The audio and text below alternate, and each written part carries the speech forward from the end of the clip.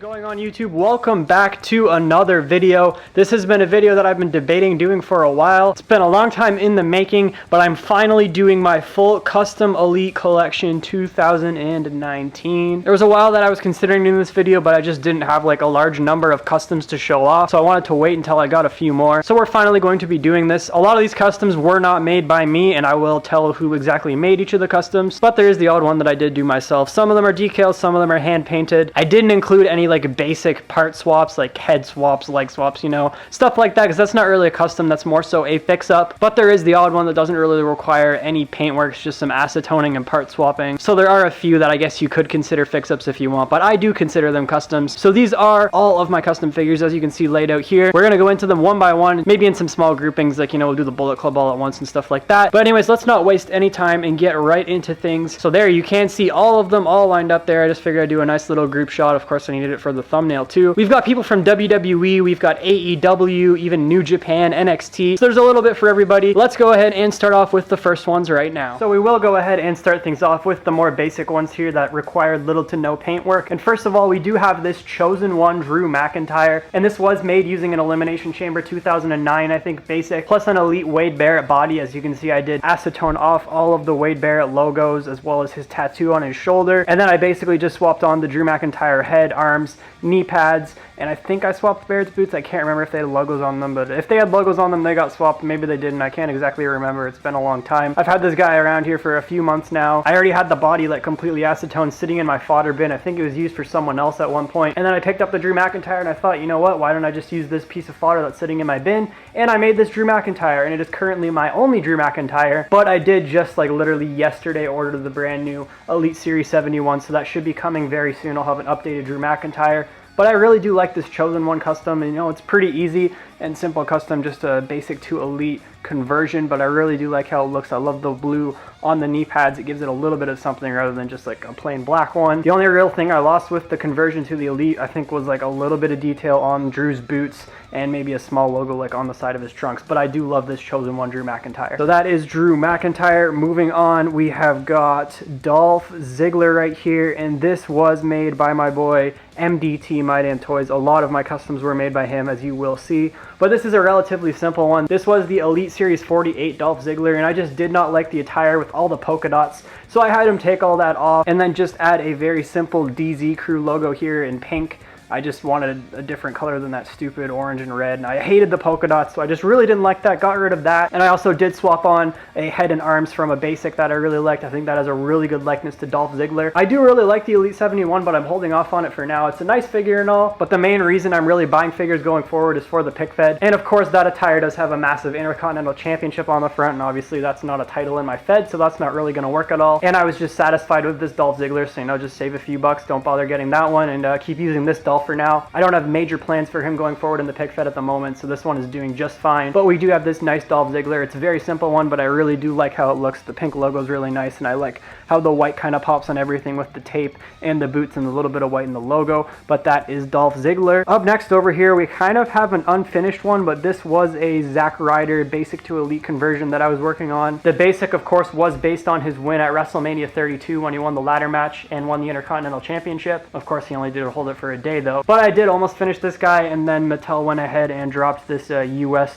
Zack Ryder, so I just used the US one. I wasn't too motivated to finish this one, but this was a Dolph Ziggler body, and then I just swapped on arms, head, and knee pads from that Zack Ryder basic. I was gonna get some different boots for it because the Dolph Ziggler ones don't match perfectly, but I still do like the Zack Ryder. You know, it's a pretty clean looking figure. But yeah, like I said, I'm just gonna probably use the USA one and not bother ever finishing this guy, but I figured I'd include him in the video. But we will move on to the next one, and up next we do have Scott Dawson and Dash Wilder. These are also basic to Elite conversions done by My Damn Toys. He actually used these guys for a while, even in his pick fed, and then he ended up getting the actual official NXT TakeOver ones, which of course, since I'm in Canada, I was never able to get since we do not have Target here. And to this day, I've just been using this Revival. They're decent figures. You do lose the double knee articulation, but other than that, they're perfectly fine, and I think one of them are missing a couple of tattoos, but they work fine for me rather than breaking the bank to try and find those exclusives. And I doubt the Revival is really going to be getting Elites anytime soon. They aren't exactly featured too much, but I did want to have Elite Revival, and MDT did cut me a pretty good deal on it. They're just basic red trunks, I forget exactly what parts he used for it, but it's the basic, and then I think it was like Magnum TA or something like that used for both of them. I don't know, they're relatively simple conversions, but they do the job for me. So yeah, we have these custom Elite Revival, Scott Dawson, and Dash Wilder. Now we are getting into the more complex ones that have a lot more paint or decal work. This one was made by me, and this is the Aerial Assassin Will Ospreay. The parts I used for this was a Shawn Michaels and just some random arms for my fodder box, and then a Christian head, which I do plan on getting a better head for this, so you know, don't come at me in the comments saying, oh, that's just a Christian head, because I do actually plan on sending this over to BEW in the near future and getting him to tone that up. But there's also some work that needs to be done on the figure, because I used decals and then he sat in a bin for a while. So you can see the paint's kind of like scratching on the decals on specifically the left knee pad and on the boot right there. But it is his attire from the Best of the Super Juniors 2016. I got the decals from Curb Stomp City. You know, they're pretty good. It's just, you know, it would have been a lot better if I hand painted it, but unfortunately I'm just not as talented with a paintbrush as some of the customizers you'll hear me mention in this video. But this Will Ospreay does the trick for me. I just do want to get a better head on there, honestly. And it's not exactly perfectly accurate to his Best of the Super Juniors look. I know that had more of a blue look than black, but you know, it's relatively similar. It's just black instead of blue. It's not a huge difference. But that is Will Ospreay, one of the ones that I've done. And, you know, I'm proud of it. It's a decent looking custom. It didn't take a whole lot of work since it's all decals and part swapping and just a little bit of acetoning. But I'm happy with it. So that is Will Ospreay and his Best of the Super Juniors 2016 match against Ricochet look. Up next, we do have a WWE one, specifically NXT, and this guy was actually made 100% by myself, and this is the one that I am the most proud of that I've ever made myself. I mean, I think it's only one of two actually in this video. A lot of my customs didn't turn out too good. I just wasn't that good at making them myself. But this one I'm super happy with, and this is, of course, Roderick Strong. This is his NXT TakeOver New Orleans attire when he turned on Pete Dunne and joined the Undisputed Era. I really do hope that Mattel does give us this figure, but at the same time, I'm not too mad if they don't, because then I'm going to have a unique one. I can just pop a Roderick Strong head on there, and it's pretty well perfect. But anyways, I will take away the NXT Tag Team Championship right here. I did, of course, give him that. That came with the AOP Elite. And just for my PickFed fans, he is 1/3 of the UWF World Tag Team Champions with Bobby Fish and Kyle O'Reilly. So I will, you know, go ahead and show you him holding the UWF World Tag Team Championships. I love how those belts look on the Undisputed Era. But anyways, now we'll get on from that and move on to the actual figure itself. You can see I gave him one of the t-shirts from the Epic Moments 3-pack with Adam, Bobby, and Kyle, but we'll go ahead and remove that so we can take a look at the figure itself. Just removing the shirt here. And of course, he does have the Undisputed Era armband on his right arm from whenever he pulled it off of Adam Cole's arm and put it on his own whenever he joined the Undisputed Era. One of the crazy moments that happened at NXT TakeOver New Orleans. I had the privilege of being there. It was absolutely shocking, and I loved it. But the parts I used for this was a Bo Dallas body. The head is Zack Ryder, which I painted black, and then I penciled on that 5 o'clock shadow, and of course painted the eyebrows and stuff so it matched the hair. But I absolutely love how that head looks. I think it has a decent likeness to Roderick Strong. The body is Bo Dallas, and then moving on down to the legs, I did, of course, have to do a knee swap with Stone Cold Steve Austin. So he had the shorter boot look, because that's, you know, what Roderick Strong has. And then just like random arms from my fodder box. The armband, of course, is from Adam Cole in that 3-pack. And then just a random black elbow pad. And then I did acetone off the Bo Dallas logos, and I used some decals from Curb Stomp. You can see it's got the RS logo on the front right there.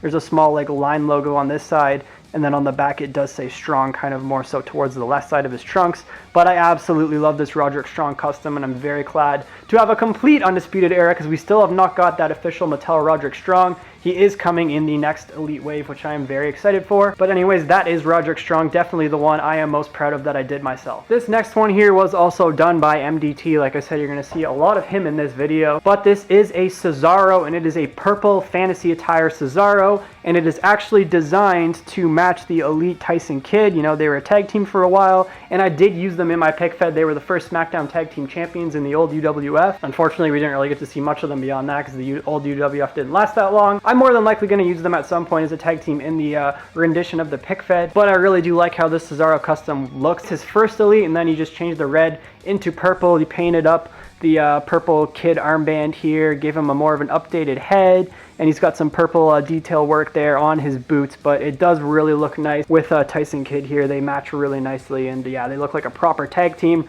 rather than just using a random Cesaro figure with that Tyson Kidd. We've got a proper Cesaro Kid set. The only thing I don't like about it is that it has the A on there for Antonio Cesaro, because when this figure was made, he was known as that before they shortened his name. That's the only real minor thing that bothers me. Other than that, this figure is just perfect. I love how it looks. I love the part choices. I really do honestly prefer this torso to the one that Mattel started giving Cesaro. But yeah, that is the custom Elite Cesaro made by MDT. I got that at the same time with the Revival, and then the rest of my MDT customs came in a second batch. But anyways, that is Cesaro. Let's go ahead and move on to the next ones. Up next here is one of those ones from that second batch that I got done by MDT, and this is a red non-demon Finn Balor Elite. This was made using the Top Talents one, the LGBTQ attire from WrestleMania 34. I like the attire and all, but my favorite color is red, and I just really wanted to have a red Finn Balor, and MDT always goes all out with his Finn customs, as you can see, especially with the shoes there. He even did like the white and black outsoles, and they look absolutely amazing. I'll go ahead and take off this custom jacket here,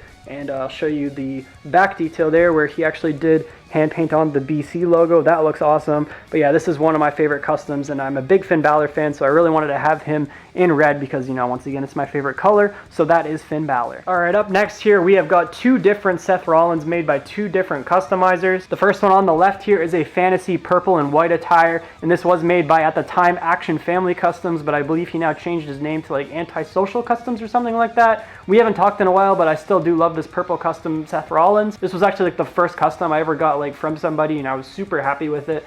This was my favorite figure in my collection for a while, but it has recently been replaced, which we'll get to. It'll probably be one of the last ones I get to. But I do love this purple Seth Rollins. And then on the right here, we've got the Money in the Bank 2018 custom, which was made by My Damn Toys. And as you can see, I did give him the Monday Night Rollins shirt and the Intercontinental title because it was sort of around that time period. I believe he was fighting either Miz or Elias and defending that title. I can't exactly remember, but I really do love it. It was basically his WrestleMania 31 attire, but an updated look of it. But anyways, we'll get into both of them in a second. And for my Pick Fed fans, I will show you the Canadian Championship on both of them because Seth Rollins is the reigning and defending UWF Canadian Championship, basically our Intercontinental title. And yeah, I love how it looks on the purple one, and I also do love how it looks on the gold one. Well, you know what, we'll give them both belts. We'll just see how that looks for my Pick Fed fans right there. I absolutely love that. He's definitely going to wear both of these attires in UWF at some point. But anyways, let's go ahead and get into the actual figures now. There you can see both of them with their gear removed. We've got the purple one on the left here, and I just love this fantasy attire. It just looks absolutely amazing. Just the creativity and the cleanliness on the lines there. This thing's just absolutely perfect. I love the details on the back there. I think he used like a DDP body or something like that and then swapped the torso on. Unfortunately, it doesn't have his back tattoos, but that's not a huge deal to me, but I just love how clean this purple attire looks. It's absolutely awesome. I do want to go ahead and swap like this head on it. I think I have another one of these on my Top Talents one, and yeah, I definitely want to get that head on there because then I think it'll just look absolutely perfect, and try and get some sort of arms that have the interchangeable hands, but then I will definitely use him for the Pick Fed. Over here, here's the MDT one, and I know some people, it'll just look like it's literally the WrestleMania 31 cash-in exclusive, just with a different head and belt buckle, but if you look really closely, you can actually see all the gray detailing on his side there, like the difference in color between the front, and then you can really notice the gray on the other side of the gold line. It just looks a lot more clean, and I really love this Rollins attire. And then down there you can see he actually went ahead and added the golden on the boots, and then yeah, of course he did take off the SR logo and put on the silver detailing, and then I did swap on some arms and head from the Elite 64, so he does have interchangeable hands. But I absolutely love that Seth Rollins. I love both of these. These are two of my favorite figures in my collection without a doubt. Let's go ahead and now get into the Bullet Club / the Elite, whatever you'd like to call them. Starting things off here, we've got the Best Bout Machine, Kenny Omega. Of course, these guys aren't in the Bullet Club anymore. At the time they were, and now they're the Elite, and now they're all going to AEW, so big changes since these customs were made. I think I've had these guys for around a year or two now, maybe even approaching the 3-year mark, but I've had these guys for quite a long time. They've taken a good beating, so a few of them have been replaced, but Kenny and the Bucks are still the same. He does also have a custom t-shirt here, but we'll go ahead and remove that and take a look at Kenny himself because this figure is pretty damn awesome. I do want to get a new one made in the near future, but I still do love this Kenny Omega for right now. As you can see, he's got the Neville style torso. He's got a custom head, which was made using the Daniel Bryan head with the DDP hairpiece. Almost everyone does that. The arms, I did swap on some Mr. Perfect arms later to give them the more Jack look. I know in the lighting, whenever it's like really harsh, the arms are like a different skin tone. Usually it's not as noticeable as it is in my setup right now, but I think it works for him, especially when the shirt's on. You just don't notice it at all. I think we used like a Damien Mizdow or something lower. It worked pretty well. He's got the silver belt buckle on the front there. You can see some white trim on his kick pads, and then when you turn it around, He does have a Elite logo right there, which I really do love. But yeah, it's a pretty simple attire, not one of his more complicated ones. I do want to get a newer Kenny Omega made down the line, probably an AEW attire. But for now, this one does certainly work for me. So that is Kenny Omega. Let's move on and finish up the Bullet Club. Here we do have Cody, not Rhodes, just Cody. But we do have Cody here, the American Nightmare. And this is his attire based on one of the recent Wrestle Kingdoms. I can't remember exactly which one. I think it's 12, but it's his red and gold attire. I absolutely love it. This one was made by MDT as well. I did have a Cody when I originally got all my Bullet Club done, and it just became pretty outdated. So I got this done by MDT earlier this year, and I really do like how it looks. We used a repainted Stardust head, as you can see there, and that's just my favorite one for Cody. I think it is the most likeness to him by far of all the Cody heads we got. But he does have a custom jacket, and I tucked his shirt into the back of the jacket there, so it looks like he's hanging, because, you know, Cody always wears his jacket like that. I'll go ahead and take off the jacket and the shirt now so you can really appreciate this attire. Trey did go ahead and do his dream tattoo. He hand did that, so it looks really, really good. He does have interchangeable hands as well. I used Sami Zayn arms, I think, for him, so he could have the interchangeable ones. And he does have the taped hand on his right side. That's from Kurt Hawkins, so he does have, like, the tape in his mid finger. We just haven't gotten a guy who has the right white hand tape just yet. I believe we just got that Dolph, but I didn't end up picking him up yet, so maybe I will get that down the line, and Cody will get his proper hand tape, or I'll just end up acetoning that or painting up another hand so it has the proper tape for Cody. But regardless, that's literally the only minor inaccuracy. The attire is all hand painted, and I think Trey did an absolutely amazing job on it. You can see all the line work there, as well as like the Phoenix looking logo right there. It just looks absolutely awesome. The parts we used for this, I believe the base was a Attitude Era Chris Jericho, I think. And then the lowers, I think, came from an Ascension figure or something like that. I'm not exactly sure who we used. I can't remember. It's been a while since we had these made. But I do know for sure that the head was the repainted Stardust one, and the arms came from the Sami Zayn Elite. But yeah, I'm pretty sure we did use a Chris Jericho base. That or a Victor Ascension, one of the two. I know we were considering both, and one ended up being the lower legs, one ended up being the rest of it. But yeah, Ascension Victor and Chris Jericho are used somehow in that capacity. But I do really love how this Cody Rhodes looks. I wanted this attire done, of course, because it is red, and, you know, once again, that is my favorite color. So that is the American Nightmare Cody. Up next, we of course have Matt and Nick Jackson, the Young Bucks. These were done by Action Family, or Antisocial, whatever he's called now. But we do have Matt and Nick Jackson, which I did get in that first Bullet Club batch. One of them was made using a Chris Jericho, and the other made using a Shawn Michaels. This is a Drew McIntyre head, and this is a Tyler Breeze with the mutton chops and the ponytail sculpted on. But I'll go ahead and remove the custom shirts right now. And there you can see them without the shirts on. These are also like really simple attires. They both have a Bullet Club logo on the same side as their sleeve, so there you can see it. On Matt, he's got a Bullet Club logo there, and then a different one with the skull and the guns right there. And they've both got their tassels there. One's black with white, and the other is white with black.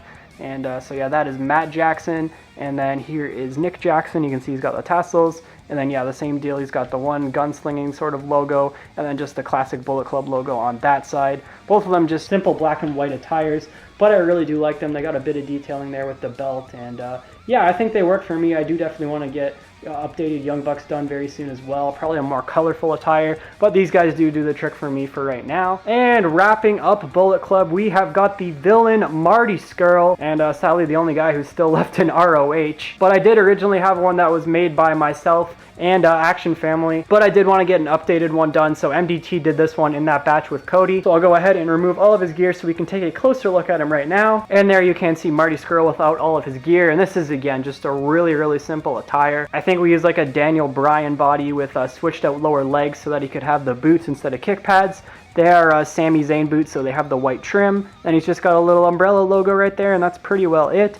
I believe the head he used was made using Fandango, I think, but I'm not positive on that one. I forgot to ask Trey, but I think it works for Marty Scurll. I know most people use the Damien Sandow head, but I really do like how this looks. Trey did a great job with it, and I am more than happy with it. So that is my very simple Marty Scurll. Now it is time to get on to the last two, and my favorite two figures in my collection at the moment. So I think each of these guys do deserve their own amount of time, and this one, first of all, is my NXT New Orleans custom Johnny Gargano made by MDT, my favorite from that batch by far. As you can see, just for an entrance gear, I did give him a Shawn Michaels shoulder piece as well as a Seth Rollins vest. It looks pretty close to what he wore at NXT TakeOver New Orleans, so I'll go ahead and remove that right now. And there you can see Johnny Gargano. This guy, we did use a Daniel Bryan body as well as parts from the Johnny Gargano basic. This was done well before the Elite just recently came out, but I absolutely love it. This is one of my favorite Johnny Gargano attires, mainly because I was at NXT TakeOver New Orleans, and this is one of my favorite matches I've ever ever witnessed live. This attire is also based on a Marvel movie, Thor Ragnarok. I'm a big Marvel fan,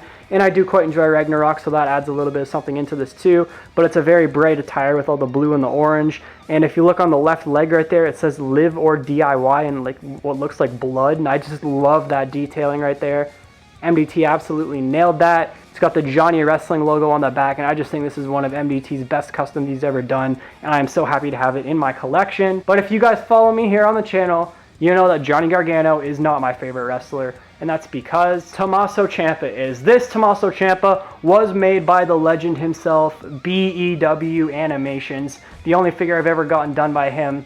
Or, well, I do have a Captain America head for one of my Marvel Legends, but we do have this BEW Animations custom Tommaso Ciampa. This thing sure did cost me a pretty penny, but it was so worth it to have my favorite wrestler in my favorite attire of his from a show I went to, and just the amount of detail on this figure is insane. If you guys have seen any of BEW's work before, I mean, he used like actual hair on the beard. That is just insane to me, and the amount of just likeness the head has to Tommaso Ciampa, it's just unrealistic. Not to mention like all the molding put into the attire too, like he molded on the belt, and this is like all hand painted. You can see the little details there, like on his knee brace. It's just crazy. I am so happy to have this Tommaso Ciampa in my collection. In my opinion, it's the greatest custom figure of all time, but maybe I'm a little bit biased, but I just absolutely love this NXT TakeOver New Orleans Tommaso Ciampa. My favorite figure in my collection by far. Just for anyone who may want to see it, here he is next to the Mattel Elite 69 Ciampa, which I absolutely do love as well. I did switch Bobby Roode legs onto mine to give him the correct height, but I do love both of these figures. I'm probably going to use this guy in the pick fed just because I don't want to ruin that thing. It's just such a piece of art, and I'm so honored to have it in my wrestling collection. So that, ladies and gentlemen, is going to do it for my full custom figure collection 2019. Let me know what you think down in the comments below. Like the video if you did enjoy, subscribe to the channel for more, and I will see you guys very soon with a new video.